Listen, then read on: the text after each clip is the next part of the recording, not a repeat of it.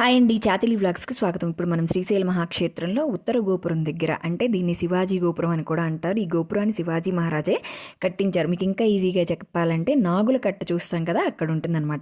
దీని వెనకాల ఉన్న కథ ఏంటంటే, శివాజీ మహారాజు గారు ఎంత గొప్ప హైందవ మహారాజు మనందరికీ తెలిసిందే.